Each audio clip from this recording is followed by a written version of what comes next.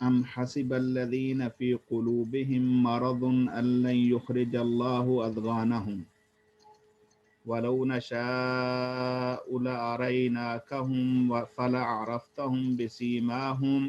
وَلَتَعْرِفَنَّهُمْ فِي لَحْنِ الْقَوْلِ وَاللَّهُ يَعْلَمُ أَعْمَالَكُمْ۔ سورہ محمد کا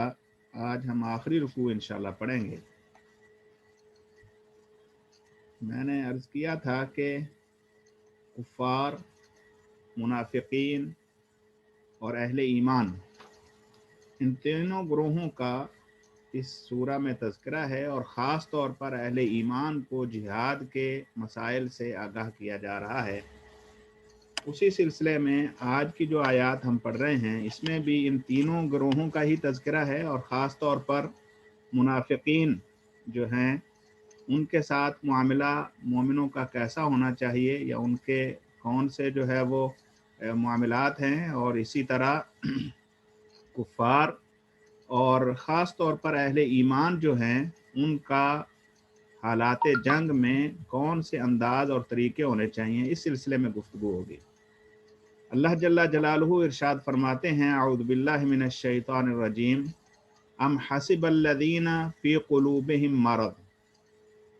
ام حسب الذین، کیا گمان کر لیا ہے ان لوگوں نے، فی قلوبہم مرض، جن کے دلوں میں بیماری ہے۔ قرآن مجید میں اللہ تعالیٰ نے جہاں پر بھی بیمار دلوں کا تذکرہ کیا ہے اس سے زیادہ تر مراد منافقین ہیں۔ بظاہر ایمان کا دعویٰ، لیکن دلوں کے اندر کھوٹ اور مرض، بیماری، شبہات کی اور نفاق کی۔ تو کیا ان لوگوں نے جن کے دلوں میں بیماری ہے یہ گمان کر لیا ہے الَّن یخرج اللہ، کہ ہرگز نہیں نکالے گا اللہ اضغانہم، ان کے کھوٹ کو، ان کے کینے کو، جو دلوں کے اندر انہوں نے کینہ اور کھوٹ بھرا ہوا ہے اللہ اس کو ظاہر نہیں کرے گا، یہ گمان کیے بیٹھے ہیں۔ حالانکہ ایسا نہیں ہے، اللہ ذوالجلال والاکرام تو دنیا کے اندر ہر کسی کو بالکل چھانٹ کے پرکھ کے سیدھا جو ہے صاف کر دیں گے، اور کل قیامت کے دن ہر شخص جو ہے وہ کلیئر ہو کر اللہ کے سامنے آئے گا کہ یہ کیسا تھا۔ تو دنیا میں ہی یہ سارا فرق واضح ہو جائے گا۔ تو وہ لوگ جو منافقین ہیں، کیا ان کا یہ خیال ہے کہ وہ جو دلوں میں کھوٹ لیے بیٹھے ہیں وہ ایسے ہی ان کا معاملہ چلتا رہے گا؟ ہرگز نہیں، بلکہ اللہ ان کی اس کھوٹ کو، اس کینے کو اور یہ بغض جو یہ اہل ایمان کے خلاف رکھتے ہیں اللہ ان کو ظاہر کرے گا۔ وَلَوْ نَشَاءُ، اور اگر ہم چاہیں لَأَرَيْنَاكَهُمْ، ارا یوری کا مطلب ہوتا ہے دکھانا، لا اریناکہم، البتہ ضرور ہم دکھا دیں تمہیں وہ لوگ۔ اگر ہم چاہیں تو ہم آپ کو یقینی طور پر وہ اشخاص دکھا دیں، آپ ان کو دیکھ لیں اپنی آنکھوں سے۔ فَلَا عَرَفْتَهُمْ، پس یقیناً آپ پہچان جائیں گے انہیں، آپ ان کو پہچان لیں گے۔ بِسِیمَاهُمْ، سیما جیسے اسم ہوتا ہے اسی سے ہے، سیما علامت کو کہتے ہیں۔ نام بھی کسی کی علامت ہوتا ہے نا، کسی شخص کی کوئی جب ہم نام رکھ دیتے ہیں تو وہ اس کے ساتھ اس کی نشانی کے طور پر لگ جاتا ہے، اب اسی سے اس کو پکارا جاتا ہے، اسی سے ہے بِسِیمَاهُمْ، ان کی علامتوں سے۔ وَلَوْ نَشَاءُ، اور اگر ہم چاہیں، لَأَرَيْنَاكَهُمْ، البتہ ہم ضرور دکھا دیں آپ کو وہ لوگ۔ فَلَعَرَفْتَهُمْ، پس آپ پہچان جائیں انہیں، بِسِیمَاهُمْ، ان کی علامتوں سے، ان کی نشانیوں سے۔ وَلَتَعْرِفَنَّهُمْ، اور یقیناً آپ ان کو پہچان جائیں گے، فی لحن القول، انداز گفتگو سے۔ لحن القول، بولنے کے انداز سے، گفتگو کے انداز اور طریقے سے، یا بات کو جب گھما پھرا کے کرتے ہیں نا، سیدھے نہیں کرتے، تو آپ ان کو پہچان جائیں گے کہ ان کے دلوں کے اندر کھوٹ اور نفاق ہے۔ واللہ یعلم اعمالکم، یقیناً اللہ تمہارے سب کے اعمال سے واقف ہے۔ دنیا میں کوئی شخص کتنا بھی چلاک بن جائے اور لوگوں کو اپنی چلاکی کے ذریعے دھوکہ دے لے، اللہ کو دھوکہ نہیں دے سکتا۔ اللہ تو کرتوتوں سے واقف ہے، اعمال کو جانتا ہے۔ اب یہاں پر یہ سوال اٹھتا ہے کہ اللہ ذوالجلال والاکرام جیسے اللہ نے کہا کہ اگر ہم چاہیں تو دکھا دیں آپ کو کہ یہ منافق ہیں، تو کیا اللہ نے نبی مکرم صلی اللہ علیہ وسلم کو دکھا دیا؟ پہچان ہو گئی؟ یہ اللہ تعالیٰ کے حلم، اللہ ذوالجلال والاکرام کے عفو اور درگزری کا بہت بڑا اظہار ہے کہ باوجود اس کے کہ اللہ قادر ہے اور اپنے بندوں کو دکھا سکتا ہے، علامت لگا سکتا ہے کہ یہ منافق ہے، یہ منافق ہے، لیکن اللہ نے ایسا نہیں کیا، بلکہ اللہ تعالیٰ نے اپنے اس علیم اور حلیم ہونے کا یہ معاملہ رکھا ہے اور یہ مہلت دی ہے کہ یہ لوگ جو نفاق جن کے اندر کوٹ کوٹ بھرا ہوا ہے، یہ بھی اگر اللہ سے توبہ کر لیں گے تو اللہ معاف کر دے گا۔ تو اللہ ذوالجلال والاکرام لوگوں کے سامنے لوگوں کو رسوا نہیں کرتا، بلکہ مہلت دیتا ہے کہ ابھی بھی موقع ہے، تم اللہ کی طرف پلٹ آؤ۔ تو اللہ چاہے تو دکھا دے، لیکن کچھ علامات جو ہیں وہ اللہ ذوالجلال والاکرام نے بتا دی، اس سے اندازہ لگایا جا سکتا ہے کہ اس کے اندر جو ہے وہ کینہ ہے، بغض ہے، اور اہل ایمان کو یہ حقیقی معنوں میں پسند نہیں کرتا، لیکن اللہ تعالیٰ واضح اس کے ماتھے پر نشان نہیں لگا دیتے کہ اب یہ منافق ہو گیا۔ یہ اللہ تعالیٰ کے حلم اور بردباری کی علامت ہے۔ اللہ جل جلالہ فرماتے ہیں کہ اب ان لوگوں کا معاملہ تو یہ ہے کہ اگر اللہ چاہے تو دکھا دے، اور اس کا یہ قطعاً مطلب نہیں ہے کہ تم جو ہے وہ اب جو اہل ایمان ہیں وہ بالکل بے خوف ہو جاؤ، بلکہ وَلَنَبْلُوَنَّكُمْ، اور البتہ ضرور بر ضرور ہم تمہیں بھی آزمائیں گے،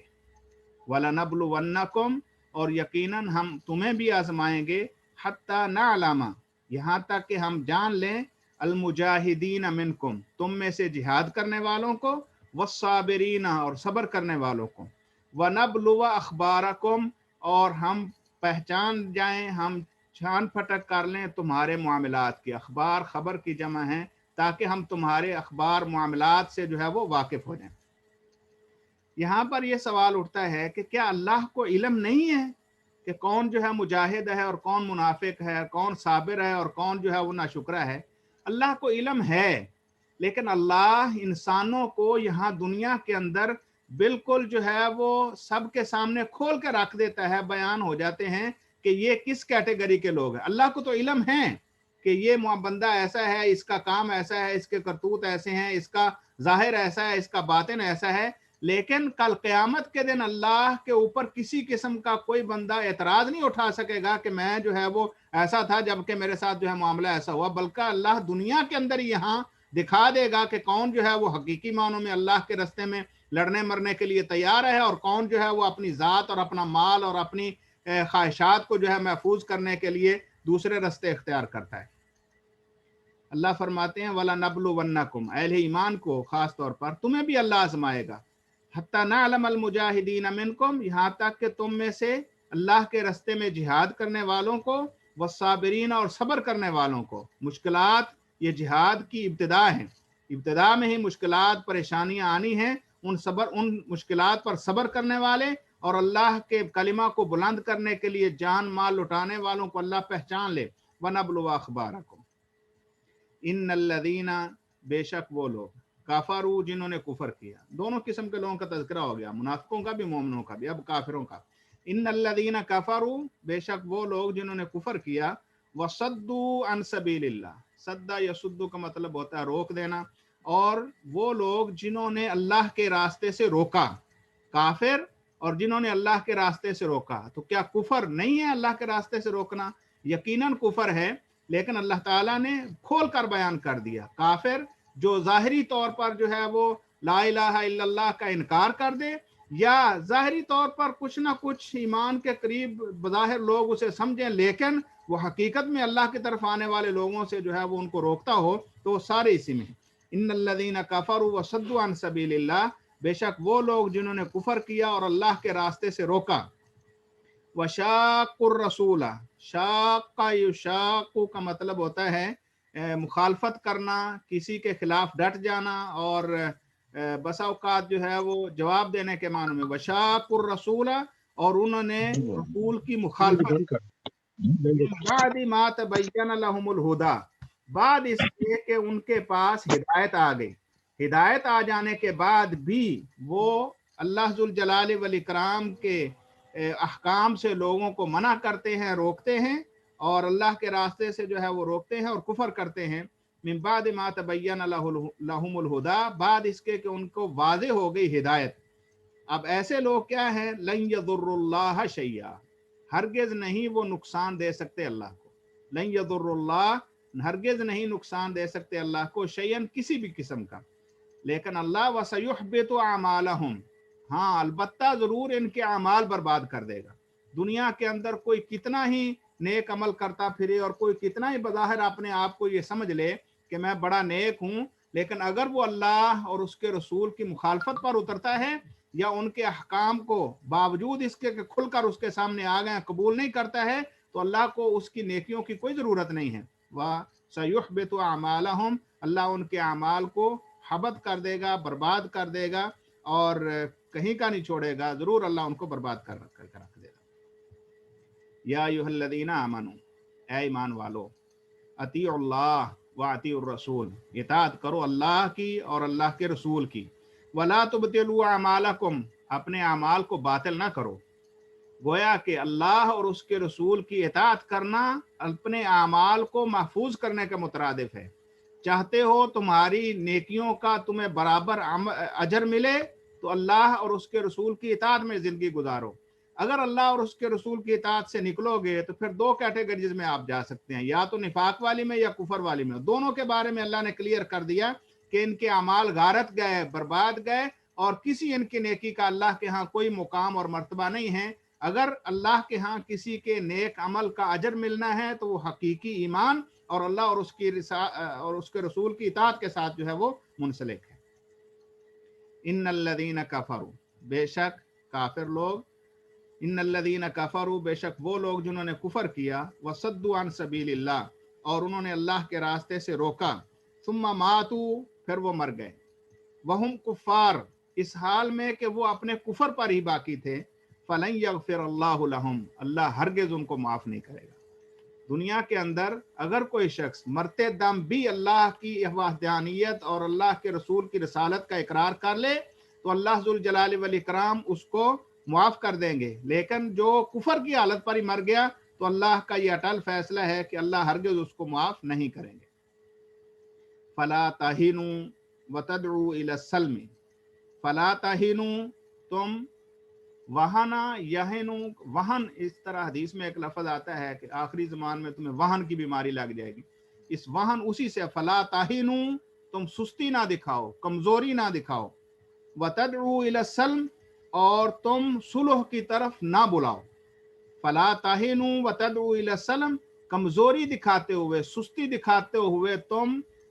رحم کی اپیل نہ کرو، کافروں سے جو ہے وہ صلح کی اپیل نہ کرو، وَأَنْتُمُ الْأَعْلَوْنَ، حقیقت یہ ہے کہ تم اعلیٰ ہو، تم بڑے ہو، تم جو ہے وہ غالب ہونے والے ہو، وَاللَّهُ مَعَكُمْ، جب اللہ تمہارے ساتھ ہے تو کس بات کا غم اور خوف، وَأَنْتُمُ الْأَعْلَوْنَ، تم ہی بلند ہو، تم ہی غالب ہونے والے ہو، وَاللَّهُ مَعَكُمْ، اور اللہ تمہارے ساتھ ہے، وَلَنْ يَتِرَكُمْ أَعْمَالَكُمْ، اور اللہ کبھی بھی ہرگز تمہارے اعمال کو ضائع نہیں کرے گا۔ وَتَرَا، یاترو کا مطلب ہوتا ہے کسی چیز کو کلی طور پر جو ہے وہ ختم کر دینا، وَلَنْ يَتِرَكُمْ أَعْمَالَكُمْ، اللہ ہرگز تمہارے اعمال کو ضائع نہیں کرے گا۔ مومنوں کو اللہ ذوالجلال والاکرام نے یہ واضح پیغام دیا ہے کہ ایسی حالت میں جب تم، اب یہ آرڈر بھی کب آ رہے ہیں، جب مدینہ منورہ میں ابھی بہت تھوڑی تعداد ہے مسلمانوں کی، اور اس کے خلاف نہ صرف قریش کا بہت بڑا قبیلہ ان کے خلاف ہے، بلکہ پورے عرب کے مشرکین جو ہے وہ گٹھ جوڑ جو ہے وہ کیے بیٹھے ہیں، اور ایسی حالت میں مومنوں کو یہ تعلیم دی جا رہی ہے کہ بہت سارے منافق اور کمزور ایمان والے یہ سمجھتے تھے نا معاملہ جو ہے نا وہ سلو جوئی کے ساتھ حل کر لینا چاہیے، ان کے ساتھ جو ہے وہ ڈائلاگ ہونا چاہیے، ان کے ساتھ بیٹھ کے بات کر کے معاملہ سلو کے ساتھ۔ اصل میں پیچھے یہ تھا کہ ان کے مفادات پر زد پڑتی تھی، مال دینا پڑنا تھا، جان دینی پڑنی تھی، اللہ کے جو ہے وہ اللہ کے حضور اپنا سب کچھ پیش کرنا پڑ رہا تھا۔ تو اب کس بات پر آ گئے؟ نہیں جی سلو سلو سلو سلو نہیں، اللہ نے کیا کہا کہ جو لوگ کافر ہیں اور اللہ ذوالجلال والاکرام کے باغی ہیں، ان کے سامنے کبھی بھی کمزوری دکھاتے ہوئے تم بھیک مانگو کہ سلو کر لو، تو یہ تمہارے لیے جائز نہیں ہے۔ فلا تہینوا وتدعوا الی السلم، فلا تہینوا، یہاں واو عاطفہ ہے، فلا تہینوا ولا تدعوا، ना तुम जो है वो वहन दिखाओ, कमजोरी दिखाओ, वला तदउ इला सल्म, और ना ही तुम सुलह की तरफ बुलाओ पुकारो, वान तुम अलाउन, हालांकि तुम जो है बुलंद हो, तुम जो है वो बड़े हो, गालिब होने वाले हो, वल्लाहु माअकुम, और अल्लाह तुम्हारे साथ है। जिसके साथ अल्लाह हो उसको क्या जरूरत है कि वो लोगों से भीख मांगता फिरे। वलन यतिरकुम अमालकुम, और अल्लाह हरगिज तुम्हारे अमाल बर्बाद नहीं करेगा। यानी जिहाद में अल्लाह ताला के इलाए कलिमतुल्लाह के लिए जो भी तुम्हें मुशक्कत उठानी पड़ेगी, जो तुम्हारे साथ मुश्किल आएगी, तो वो तुम्हें अजर मिलने वाला है। हत्ता कि जान भी चली जाएगी तो सबसे आला मुकाम शहादत का तुम्हें नसीब हो जाएगा। अगर तुम्हारा माल ज़ाया होगा तो उसका इवज अल्लाह तुम्हें ज़रूर अता करेगा। जब अल्लाह तुम्हारे साथ है तो तुम्हें किसी के सामने सुलह की भीख मांगने की ज़रूरत नहीं है। यहाँ पर यह भी सवाल ज़हन में आ सकता है कि इसका मतलब है कि मुसलमान कभी भी जो है वो सुलह का मामला नहीं कर सकते। नहीं, असल में जिस वक्त इन मोमिन ये समझे कि हम कमज़ोर हैं, मस्कीन हैं, और ये जो है बड़े हैं और इनके पास कुव्वत है, असलहा है, और ये लिहाजा माजरत जी हम आपके साथ सुलह करते हैं, अल्लाह कहते हैं इस तरह का तरीका इख्तियार करना तुम्हारे लिए जायज़ नहीं है। उस वक्त लड़ जाना, मर जाना, इलाए कलिमतुल्लाह के लिए जो है वो खड़े हो जाना, ये मोमिन की शान है और यही असल जिहाद है। हाँ, अगर जो है वो जैसे रसूलुल्लाह सल्लम ने गज़वा खंदक के बाद ये फरमाया था कि अब हम इनके ऊपर हमले किया करेंगे, अब इनके पास ये सकत नहीं रही कि हमारे ऊपर हमला कर दे, हालांकि मोमिन थोड़े थे और कुफार बहुत ज्यादा थे। तो हकीकत ये है कि जिस वक्त और सुलह हुदैबिया में रसूलुल्लाह सल्लम ने पैगाम जो है वो सुलह भेजा, तो ये चीजें हमें बताती हैं कि हालात को देखते हुए जो है वो फैसला किया जाएगा। अलबत्ता इस नज़र में कि हम कम हैं, हमारे पास असलहा नहीं है, हम जो है वो थोड़े हैं, या हमारे ऊपर जो है वो कर्जा है, या हमारे ऊपर मसाइल हैं, लिहाजा हम जो है वो इनके ताबे हो जाएं, ये अल्लाह कहते हैं मोमिन की शान नहीं। हाँ, जब जो है वो तुम्हें ये देखना हो कि यहाँ अल्लाह जुल जलाल वल इकराम का दीन गालिब हो सकता है, यहाँ जो है सुलह करने से हम इनके अंदर तक जो है वो अल्लाह का दीन पहुंचा सकते हैं, फलां इलाके तक जो है हमारी रसाई हो सकती है, तो कोई बात नहीं, सुलह कीजिए, लेकिन उसके पीछे भी तुम्हारा असल जो मकसद है वो इलाह कलमतुल्लाह ही होना चाहिए। हाँ, कमजोरी समझ के कह लेना ये चूंकि उनके पास असलहा है और वो मार देंगे और हम बर्बाद हो जाएंगे, तो इसलिए मोमिन के लिए ये नहीं है कि वो सुलह मांगता फिरे। और साथ ही अल्लाह जुल जलाल वल इकराम ने फरमाया, इन्नमल हयातुद दुनिया लाइबुन व लहव, बेशक दुनिया की जिंदगी ये खेल तमाशा है। लाइबुन खेल है, व लहवन और दिलजोई, दिल में खुशी का एक सामान है। व इन तुमिनू, और अगर तुम ईमान लाओ, व तत्तकू, और अल्लाह का तकवा इख्तियार कर लो, युतिकुम उजूरकुम, वो देगा तुम्हें तुम्हारे बराबर अजर, हर तरह का अजर तुम्हें अता फरमाएगा। वला यसअलकुम अमवालकुम, और तुम्हारे माल भी तुमसे नहीं मांगेगा। कुरान मजीद में अल्लाह ताला ने ख़ास तौर पर जब जिहाद के मामलात हुए हैं तो जगह जगह ये कहा है कि अल्लाह को कर्ज दो,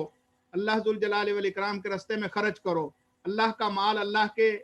रास्ते में जो है वो लगाओ। तो ये सारी चीज़ें, तो बाद लोग ये समझते थे जैसा यहूद का ख्याल था कि अल्लाह फ़कीर हमसे कहता है कि दो। अल्लाह कहते हैं अल्लाह जुल जलाल वल इकराम को तुम्हारे अमवाल की ज़रूरत नहीं है, ये भी असल में तुम्हारा ही फ़ायदा है। आज अगर तुम देते हो तो वो अल्लाह तुम्हें ही लौटाकर जो है वापस देगा, दुनिया में नहीं है तो आखिरत में तो उसका बहुत बड़ा अजर तुम्हारे हक में है। और इसके लिए बुनियादी तौर पर क्या कहा कि ये जो लोग जिहाद से मुंह मोड़ रहे हैं, अल्लाह के रास्ते में लड़ने से कतरा रहे हैं, हकीकत ये है कि ये दुनिया की मोहब्बत में गिरफ्तार हैं, जबकि दुनिया का मामला ये है कि ये चंद दिनों में दिलों को भली लगने वाली चीज़ है, चंद दिन इसके अंदर आप जो है वो सुकून और आसाइश और आराम जो है वो बना सकते हैं। इस दुनिया की खातर तुम अल्लाह के बागियों और सरकशों के सामने जो है वो सुलह की भीख मांगो, ये तुम्हारे ईमान के खिलाफ है, ये तकाजा नहीं है। बल्कि अल्लाह जुल जलाल वल इकराम पर ईमान लाना, व इन तुमिनू, ईमान लाओ, अल्लाह का तकवा इख्तियार करो, तो अल्लाह युतिकुम उजूरकुम, तुम्हें तुम्हारे पूरे अजर अता करेगा। जो तुमने उसके रास्ते में तकलीफ उठाई, जो माल खर्च किया, जो जान लड़ाई, जो मेहनत की, जो अफकार लड़ाए, सारी चीज़ों के अल्लाह तुम्हें जो है वो अजर देगा। वला यसअलकुम अमवालकुम, और वो तुमसे तुम्हारे मालों का सवाल नहीं करता। ये जो तुम्हें कहता है ना दो, तो इसमें फ़ायदा तुम्हारा ही है। वला यसअलकुम अमवालकुम इन यसअलकुमुहा, अगर वो तुमसे तुम्हारे मालों के बारे में सवाल कर ले, इन यसअलकुमुहा, अगर वो सवाल कर ले तुमसे हाँ इस माल के बारे में, फयुहफिकुम, फिर वो तुमसे, अहफा युहफी का मतलब होता है किसी चीज़ का कुल्ली तौर पर ले लेना, یا ہوتا ہے پرزور اصرار کے ساتھ کسی چیز کا مطالبہ کرنا، اور دونوں معنی یہاں پر صحیح ہیں۔ فَيُحْفِكُمْ، پھر وہ تم سے پورا مال تمہارا جو ہے وہ لے لے، فَيُحْفِكُمْ تَبْخَلُوا، پھر تم بخل پر اتر آؤ۔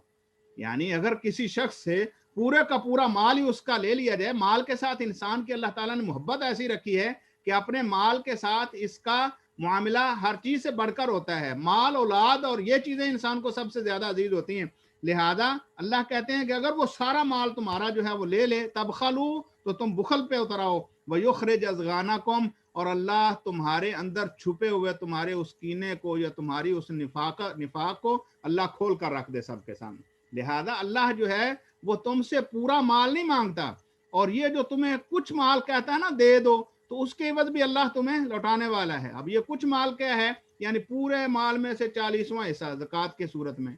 2.5%، اور اسی طرح اگر فصلیں ہیں تو ان کے اندر 10واں حصہ یا 20واں حصہ، تو یا اسی طرح جو ہے وہ اگر کنوز ہے تو اس کے اندر جو ہے وہ دفینہ ہے تو اس کے اندر خمس۔ تو یہ جو تھوڑا سا مال اللہ تم سے کہتا ہے کہ دو، وہ بھی حقیقت میں اصل صرف اور صرف تمہاری خیر اور بھلائی کے لیے ہے، ورنہ اللہ کو اموال کی ضرورت نہیں ہے۔ اور اگر اللہ ذوالجلال والاکرام تم سے کہے کہ سارے کا سارا مال دے دو، تو کون ہے جو نکالے گا؟ بہت مشکل ہے، بہت سارے لوگ اس آزمائش سے جو ہے وہ پورا نہیں اتر سکتے۔ لہذا اللہ کا یہ فیصلہ یہ حقیقت میں تمہاری فلاح کے اوپر جو ہے وہ مبنی ہے، اور تمہاری خیر اللہ چاہتا ہے۔ اللہ سارے مال نہیں کہتا، تھوڑا سا کہتا ہے کہ دو، اور اس میں بھی تمہیں فائدہ دیتا ہے کہ تمہیں وہ واپس لوٹاتا ہے۔ ہا انتم ہؤلاء تدعون لتنفقوا فی سبیل اللہ، ہا انتم، خبردار ہو، جو ہا یہ خبردار کرنے کے لیے، انتم ہؤلاء، تم ہی وہ لوگ ہو، تدعون، جن کو بلایا جاتا ہے، پکارا جاتا ہے، لتنفقوا، تاکہ تم خرچ کرو، فی سبیل اللہ، اللہ کے راستے میں، فمنکم من یبخل، پس تم میں سے کچھ بخل سے کام لیتے ہیں، فمنکم، پس تم میں سے، من یبخل جو کہ بخل کرتا ہے، ومن یبخل، اور جو بخل کرے گا، فإنما یبخل عن نفسہ، وہ تو اپنے آپ سے بخل کر رہا ہے۔ یعنی اللہ کے راستے میں خرچ کرنے میں اگر کوئی بندہ بخل سے کام لیتا ہے، وہ سمجھ لے کہ وہ اپنی ذات کے ساتھ بخل کر رہا ہے، اپنا نقصان اٹھا رہا ہے۔ واللہ الغنی، اللہ ہی غنی ہے، واللہ الغنی، الف لام یہاں پر حصر کا معنی دیتا ہے، واللہ الغنی، اللہ ہی غنی ہے، یعنی اللہ کے سوا کوئی غنی نہیں ہے۔ وانتم الفقراء، اس پر بھی الف لام، الفقراء، اور تم ہی فقیر ہو۔ غنی صرف اور صرف اللہ کی ذات ہے، اور انسانوں تم سارے کے سارے اسی کے منگتے ہو، اسی کے فقیر ہو، اسی کے در کے سوالی ہو۔ ان وَإِن تَتَوَلَّوْا، اگر تم پھر گئے، یعنی اللہ کے رستے میں جہاد کرنے سے، اللہ کے احکامات پر پابندی سے، اللہ ذوالجلال والاکرام کے دیے ہوئے اصول و ضوابط سے، ان تتولوا، اگر تم پھر گئے، یستبدل قوما غیرکم، یستبدل، وہ تبدیل کر دے گا، قوما غیرکم، تمہارے علاوہ کسی قوم کو۔ اللہ کو تمہاری ضرورت نہیں ہے، اللہ ذوالجلال والاکرام تمہیں چھوڑ کر کوئی اور قوم لے آئے گا، اور یہ شروع سے لے کر آج تک چلتا آ رہا ہے۔ جس قوم نے اللہ کے دین، اللہ کی اطاعت، اللہ کے رسول کے احکام کی محبت میں جو ہے وہ کوشش کی، اللہ ان کو سر بلند کر دیتا ہے، اور جس نے جو ہے وہ مداہنت کی، اور جس نے جو ہے وہ وہن کی وجہ سے اپنے آپ کو کمزور سمجھتے ہوئے اللہ کے دین سے پیچھے ہٹا، اللہ ان کو مزید پیچھے کر دیتا ہے۔ یہ اللہ کی سنت ہے، یستبدل قوما غیرکم، اللہ تمہارے علاوہ کسی قوم کو تبدیل کر کے لے آئے گا، ثم لا یکونوا امثالکم، پھر وہ تمہاری طرح کے نہیں ہوں گے، تمہاری طرح کے نہیں ہوں گے، یعنی وہ اللہ کی اطاعت بھی کریں گے، اللہ کے احکام کو بھی مانیں گے، اللہ کے راستے میں جہاد بھی کریں گے، اور اپنے مالوں سے اللہ کے راستے میں خرچ بھی کرنے والے ہوں گے۔ آج یہ تمہارے پاس ہے موقع، اس سے فائدہ اٹھا کے حقیقی معنوں میں اللہ کے تابعدار بن جاؤ، نہ تو اپنے اندر نفاق پیدا ہونے دو، اور نہ ہی اتنی کمزوری دکھاؤ کہ کفر تمہارے اوپر چڑھ دوڑے، اور نہ ہی تمہارے حالات ایسے ہوں کہ تم اللہ کی بغاوت پر اتر آؤ۔ یاد رکھو اللہ تمہارے اعمال سے بخوبی واقف ہے، تمہارے دلوں کے رازوں کو جاننے والا ہے، تم اللہ کے حضور حاضر ہونے والے ہو، لہٰذا اس دنیا کے اندر اللہ کے کلمے کو بلند کرنے کے لیے جو کچھ کر سکتے ہو وہ کر دیجئے، اور یاد رکھو تمہارا رب تمہارے ساتھ ہے، اللہ تمہارے ساتھ ہے، کبھی بھی تمہارے اعمال کو ضائع نہیں کرے گا۔ اللہ سے دعا ہے اللہ ذوالجلال والاکرام مسلمانوں کو حقیقی ان کی معراج لوٹا دے۔ جہاد یہ اللہ ذوالجلال والاکرام کی طرف سے بہت بڑا عطیہ ہے مومنوں کے لیے، جس کو نبی مکرم صلی اللہ علیہ وسلم نے فرمایا الجہاد ذروۃ السنام الجہاد فی سبیل اللہ، معاملے کی سب سے اعلیٰ چوٹی جو ہے وہ اسلام کی وہ جہاد ہے، تاکہ اللہ کے رستے میں اللہ کے بندے نکل کر اللہ کے بندوں کی غلامی سے نکال کر اللہ کی غلامی کے لا دیں۔ اللہ سے دعا ہے اللہ ذوالجلال والاکرام ہم سے راضی ہو جائے، اللہ ہمارے دلوں سے حسد بغض کینے دور فرما دے، اللہ جل جلالہ حقیقی معنوں میں اللہ کا بندہ بننے کی توفیق نصیب فرما دے۔ اللہ ذوالجلال والاکرام اپنی رحمت کے ساتھ ہمیں ہمارے دلوں میں جہاد کا جذبہ باقی رکھے۔ یاد رکھیے نبی مکرم صلی اللہ علیہ وسلم نے فرمایا ہے، جس شخص نے نہ تو جہاد کیا نہ اس کے دل میں جہاد کی کوئی خواہش پیدا ہوئی، وہ مر گیا تو وہ نفاق کی موت مرے گا۔ میتۃ الجاہلیہ بعض روایات میں آتا ہے، وہ ایسے جیسے جاہلیت کی موت مرا۔ لہذا انسان کو جان، مال، عزت، ہر چیز اللہ کے رستے میں قربان کرنے کے لیے تیار ضرور رہنا چاہیے۔ اور اللہ تعالیٰ نے بعض جگہوں پہ قرآن مجید میں اس بات کا اظہار بھی کیا ہے کہ اگر واقعتاً لوگ جو ہے وہ اللہ کے ماننے والے ہوتے تو یہ اس کی تیاری ضرور کرتے۔ لہذا عقلی طور پر اور شعوری طور پر انسان کو اپنے آپ کو تیار رکھنا چاہیے، اگر اللہ کے راستے میں ضرورت پڑے تو میری جان، میری اولاد، میرا مال سب اللہ کے راستے میں قربان کر دوں گا، اور اس میں کسی قسم کی کوئی جو ہے وہ رد و بدل نہیں ہونے پائے گا۔ اللہ جل جلالہ ہم سے راضی ہو جائے، اللہ ہمیں معاف فرما دے، اور جو اس دنیا میں نہیں ہے اللہ تعالیٰ ان کو بھی معاف کرے، جو باقی ہیں اللہ حقیقی معنوں میں دین پر کاربند ہونے والا بنا دے۔ وآخر دعوانا ان الحمد للہ رب العالمین۔